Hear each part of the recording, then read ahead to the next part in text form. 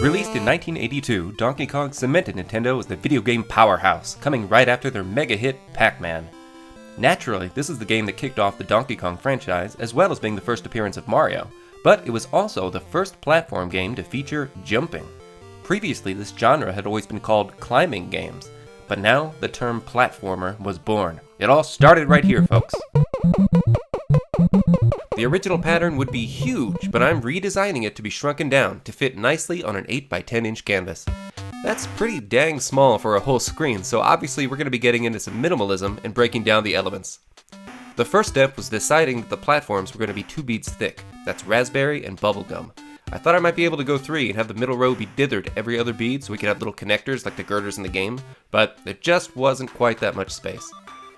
The little fire barrel is cobalt and sky, with the flames being yellow and red. Then I used alternating blues, sky, and toothpaste on the ladders to give the appearance of rungs. And the barrels are just 4 beads each. 3 orange, 1 sand. When you're working on a scale this small, you really need to make every pixel count. I did my best to capture Mario jumping here. He's just red, cobalt, and sand. And then the floating hammer is sand, rust, and tan. Note that the ascending platforms are the exact same pattern, just reversed, going back and forth. Then, once we reach the top, naturally, there's Donkey Kong and his barrels. He's rust, orange, and sand. Pauline is orange, cobalt, pink, and sand, with her shouting help in white. Yeah, that's supposed to say help.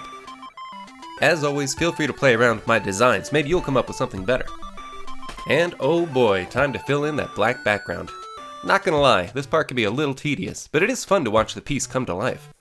Typically, I would just mount the pieces onto a black canvas, but there's so many small, thin, and fragile perler pieces here, it just makes more sense to fill in the black so everything stays nice and connected.